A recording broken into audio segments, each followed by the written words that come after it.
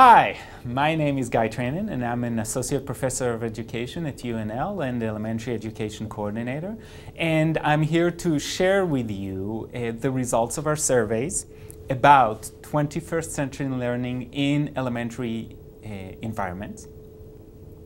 I'd like to start with the fact that while I'm here talking to you, there's actually a large team of professors and graduate students working on this problem.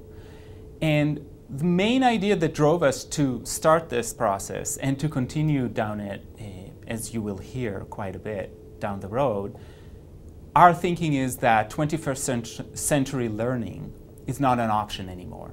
This is what we have to do in education.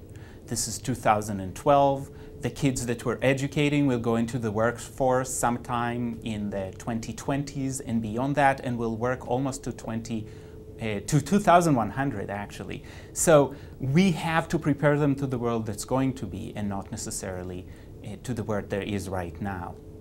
The first thing I want to talk about, and one of the first questions we asked everybody was, what kind of hardware do you have available in your school? And as we looked at that, and we looked at the slide that you can see right now, we found that there were really three groups of hardware available to teachers. And one was the universal instruments, and those were the things that most teachers, if not all, had in their classrooms that included teacher computers, internet access, LCD projectors that even if they weren't available in every classroom were readily available around the classroom, document cameras, and student desktops. So these were universally available.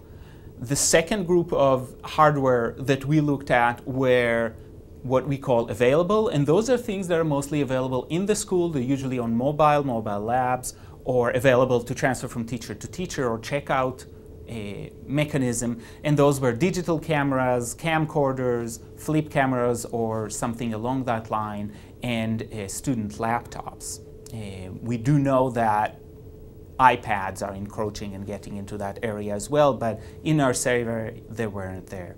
And then the last group of hardware was the local technology. And we call it local because it is highly available in specific classrooms or specific schools and then totally unavailable in others. And those include iClickers, iPods or iPads, smart boards, etc. So they're either there or not. In the places that are there, they're actually almost universal.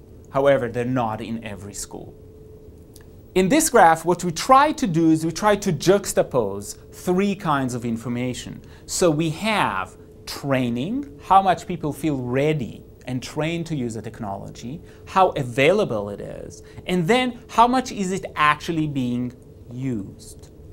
So the first thing is internet access, and you can see on the bottom axis it's availability. It's available to almost all classrooms. It's very close to 100%. When you talk about training, most teachers feel very well trained. That's why on the training axis, or the y-axis, it is very high up. And then the size of the bubble and the number inside it talk about how much people feel they are actually going to use that or are using that technology. And 99% of teachers are using that technology. Next is using a teacher computer, and you can see that you can barely see the new bubble because it is basically one on top of the other, and this is why this slide is also animated, so you can see the development. The next one, using an LCD projector, it is available almost universally. Training a little bit lower, use just over 9 out of 10 are using it on a regular basis. So again, we're seeing here a very good match. Digital cameras at 82%, you're seeing that availability is a little bit lower, training is a little bit lower, therefore it's being used less. Next, document camera, very much the same, although there's a sense that there's less training than people would like. They would like a few more pointers about how to use document cameras. They don't feel as confident, and as a result, the use goes down as well. Digital cameras, these are camcorders actually, used 81%. Here, training isn't the problem, but availability is. Student desktop, used about by about 3 out of 4 teachers, so that's considerably lower. There's a little bit less availability, and there was a sense that this was also because of the distance and the transition times that would be required to move from where teachers are teaching in the regular day and then where the desktops are located, sometimes in pods outside classrooms, sometimes in a computer classroom. It requires transition, therefore teachers are using it a little bit less. When we go down to laptops, teachers are using it, about less than half of the teachers are using it. So this is a significant drop. If all of the technologies we talked about so far were fairly commonly used, now we're going to less than 50%. Teachers are feeling less confident about using them. It's probably about problem solving when it doesn't work, not necessarily when it does work. And it's about tying it clearly to instruction that is becoming a problem, but it is still, as we saw before, fairly universally available. When we go to using different kind of camcorders and flip cameras and those kind of more specific devices, again, we're at about the 50% use, 57% in this case, but you can see the jump to those very specific local hardware. It's much less available. It's used by only about a quarter of teachers. Those are smart boards the first, iClickers are next, and you can see that though they're there, they're considerably less used than the smart boards. So they're at about a sixth of the teachers. iPods and iPads, despite the fact that they're just as actually less available than the other two technologies, they're used more. So teachers are using mobile technologies in ways that are more effective than the older, less mobile, less adaptable technologies like the iClickers and the smart boards that are hard to move around and that require a lot more of preparation before you get to go with it. And last, and not necessarily the most important, is e-books and lip pens, which seems to be a technology that we've tried to play with and are exiting.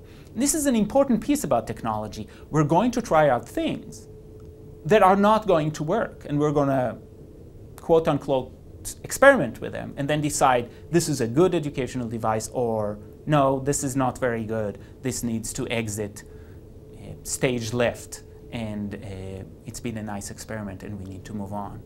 When teachers talked about training needs, we really found out that there were 3 areas where teachers felt they needed training. The first one is multimedia, and teachers were extremely interested in looking at new ways to do multimedia presentation. This is beyond just looking at your PowerPoint and how to do PowerPoint based, but looking at newer technologies like Glogster, Prezi, and other things, and ways to use web videos, whether it is students uploading the videos or teachers doing that work, or utilizing existing ones. The second area is web authoring, and that is how to most effectively use websites, blogs, Google Docs, and podcasts. And the shift the teachers really indicate is, how do we do these things that we're familiar with? How do we become producers instead of just consumers? And how do we help our kids become producers instead of consumers? Lastly, electronic communication, ways to use teleconferencing that is available for free, like Skype. How do we conduct virtual field trips? How do we do all of these communications between schools that would help strengthen the students' academic performance? Where the third area that teachers asked to know about and they thought would impact their students.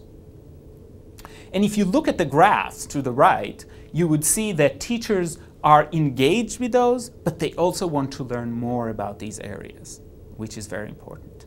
And now, to discuss in detail the observations, some of the surveys, and the interviews, is Lori Friedrich, who's an instructor and a graduate student at UNL. Another section of the survey asked teachers how they felt about technology. We had 8 items on this section, and a couple of the examples were, I love learning new ways to integrate technology into my teaching.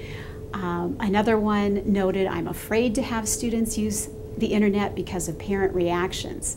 And as you can note on the graph, 5 being a high or a very positive feeling, we were surprised with some of the results. It was interesting that there was a difference between K-6 teachers and university methods instructors as far as their feelings about technology. K-6 teachers tended to be a bit more positive about using technology in their teaching. Between genders, we found a very small difference, with males being a little bit more comfortable with technology, and very little difference among grade levels, which was very helpful for us to know as we plan professional development ideas for teachers in grades K through 6. Another area of the survey asked teachers about their feelings about technology. And as we looked at that, we were concerned or curious to find out if there was a difference between teachers who had been teaching for many years and those who were newer to the teaching profession. And we expected to find large differences in technology depending upon the number of years that they've taught. And actually, there was a very small difference. The teachers who had taught 0 to 6 years tended to have the most positive feelings about using technology in their teaching, but in general, the more veteran teachers were a bit less positive, but not greatly. So this is encouraging. Everyone seemed to be relatively positive about utilizing technology. Engaging and motivating students through technology. An overwhelming majority of the teachers claimed that their students were highly motivated and engaged when working with technology. As you look at the graph, we had 78% of teachers who noted that students were highly engaged when they worked with technology in their lessons. And 61% noted that they were more motivated, while only 11% said that students were less focused. Sometimes these teachers talked about special education students who had a difficult time focusing. Ways that I use technology. Over 40% of teachers use technology to individualize instruction. 50% used it to stimulate critical thinking, and 50% used it to reinforce skills. On the graph, you'll notice the dark purple notes teachers who agree with the statement, and the light purple indicates those who strongly agree. Some of the statements that they discussed were, I find that technology can help me individualize instruction for content and pace. This was encouraging because that's a very positive usage of technology in helping teachers be able to meet students where they're at. We were also encouraged to see that there was as many teachers using the technology to encourage critical thinking in students as there were to practice skills. Throughout the 20 interviews that were conducted, several themes began to emerge. The first one had to do with students being engaged and learning when technology was integrated. One teacher had a quote noting, "It's the 21st century. Our kids are using technology all the time, and I think sometimes they have to shut down their technology to come to school, and so learning isn't fun or engaging. School needs to keep up with students who know how to use this technology." A second thing that emerged from the interviews had to do with technology becoming a tool for innovative teaching. There were 59 examples given by teachers about innovative uses for technology in their teaching, while only 16 examples were given of technology that was used to replicate current methods, and only 8 examples of technology used for teacher productivity. We used to see teachers using it mainly for grading and organizing classes and things, and now it's very exciting to see them going beyond recreating what they had been doing with worksheets and overhead transparencies to having students be more engaged and encouraging that critical thinking that we've talked about. A third theme that emerged was the support for teachers in integrating technology as key. I found it interesting that all teachers that were interviewed said that they had technology support. And the more assistance that they have, teachers are feeling more empowered to actually utilize the technology in their own teaching. The fourth theme that emerged were teachers having goals for their technology integration. They want to learn how to use the technology that they have for teaching. And the final theme that emerged had to do with teachers who are really using the websites and programs that you're providing in your district. In education, we have a lot of challenges that we're facing today, but it is a brave new world out there, and we do need to walk into it together. Teachers, pre-service teachers, specialists, university educators, and students working together. The challenge as we see it is to educate a new generation of teachers ready to teach in the 21st century to all students. We want to work with partner districts, you in front of us, we hope, to develop a common vision to make sure that there's infrastructure ready for our students to walk in and use technology with elementary students, to collaborate with schools to create the environment where everybody can try out new technologies, knowing that not all technology is immediately successful. In fall of 2011, we proposed to hold a conference that would focus on technology use. It would be workshops around using specific technologies with a lot of hands-on practice. And we project that this will happen October 15th, and we invite all of the teachers from our collaborating districts to come and join us that Saturday, hear a lot about technology, practice using technology, and help us think about the next steps. Thank you.